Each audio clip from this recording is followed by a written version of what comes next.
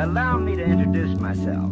Who knows what dastardly crime he might perpetrate next? He's a very clever arch criminal who must be put away. Another innocent victim of suicidal mania.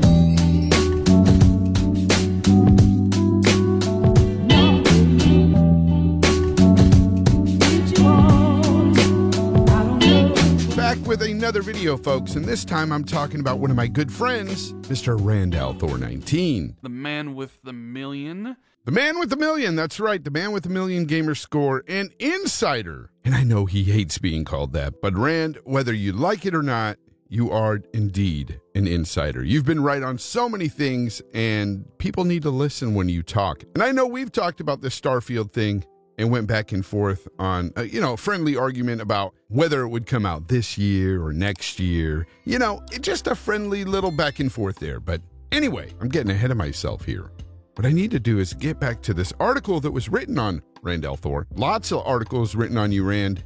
You're a celebrity. Anyway, check out his channel if you haven't. If you haven't heard of Randall Thor 19, the man with the million, go check him out. The man does Xbox news and pretty much gaming news videos daily, or at least every other day. And he just does a lot of videos. Go check him out. And he's also got the Xbox 2 podcast with Mr. Jez Corden of Windows Central, of course. But he's not the man with the million. All right, I'm losing it. Let's get back to this article. This coming by way of WCCF Tech right here. Let's just go ahead and get to this quote by Mr. Randall Thor 19. The man with the million. So he says in the article, I've been told by very reliable people that Starfield was 100% an Xbox exclusive.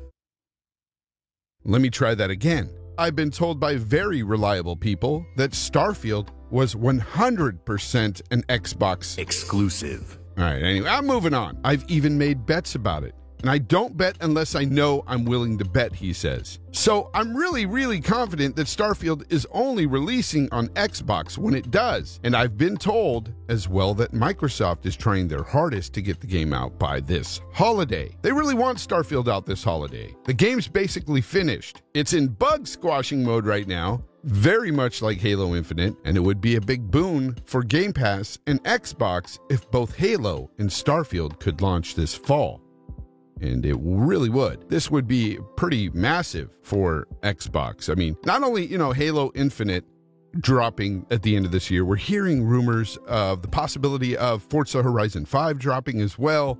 And those two games alone are pretty big for your fall lineup. But if Starfield were to drop, it would be huge. It would be very huge. Of course, Starfield being a Bethesda game, guys, this bug squashing mode right now, that kind of made me chuckle because, well, it's a Bethesda game. And that's kind of what I want to talk about today. Instead of just this Starfield being 100% exclusive, according to Mr. Randall Thor 19. The man with the million. That's right. And basically, it comes down to this. We know what Bethesda's all about. 16 times the detail. I love Bethesda games. The Fallout and Elder Scrolls franchises are some of my favorite games ever. However, we do know their games come out buggy. And I kind of hate myself for just going along with it saying, it's going to have bugs, because it's become sort of the new normal with video games. And I really don't like this.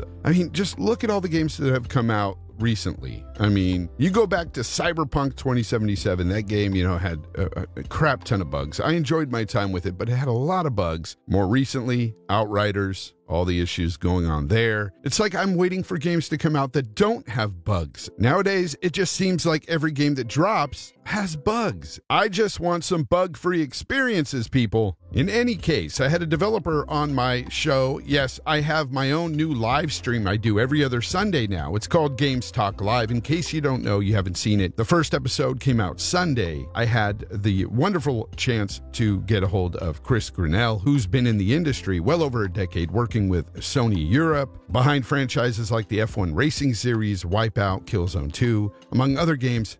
Anyway, I had the pleasure of sitting down with him, talking for a full hour, just discussing games and this industry. And this is what Games Talk Live is about, just sitting one-on-one with somebody from the industry or even somebody from the gaming community, just sitting down, going live on camera, talking about, again, the games industry and the games themselves.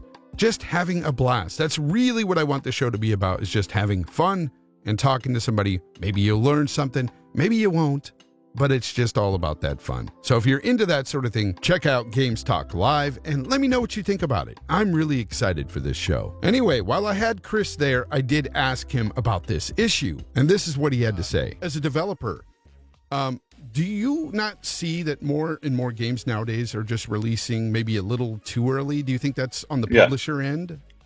Yeah, 100%. I think one of the kind of negatives that have happened with, connectivity, kind of always on gaming, so on and so forth, is that more and more devs try to kind of there's a mixture really. So I get why a dev will do kind of early access and stuff, because some developers who haven't got big publishers behind them use those early access periods to kind of fund the rest of the game. So they'll almost do a bit more than a vertical slice, but then early access allows them to kind of finish the game off and stuff. So I understand that from a kind of indie or, like a self-publishing perspective. But I think when you've got big publishing houses kind of release, an early access, but I think it's allowed certain developers to have an easy way out. Let's release, something which isn't final. Let's take people's money, let's patch it day one, or the day one patch didn't quite work. Let's continue to patch it, and hopefully our gamers and customers will stay with us for the ride. So when Starfield drops, I do expect bugs. I just do. And I know we shouldn't be like that. But let me know in the comments down below, guys. Do you expect bugs? It seems like we're living in a time where every game that just drops has bugs. So let me know. I'd personally just rather wait for these developers just to really, literally squash all bugs within these games before they release them. Even if it took up to a year of polish to get rid of all the bugs, I'd rather them do that and release a really high quality product that is working well. I could wait a year for a game just to have it completed. And by completed, I mean no bugs. That's just my thoughts. But you guys let me know in the comments down below. How do you feel about all this? Will Starfield have those bugs? Will Starfield be out this fall? Or do you think it'll be out like I do, possibly this time next year? And lastly, do you believe, like Randall Thor 19, the man with the million, that Starfield is 100% an Xbox exclusive? Anyways, folks, that's all the time I have for this video today. Until next time, this is Jay Fonzarelli saying, try to be the best possible you, be kind to one another, and of course, as always, my friends, game on.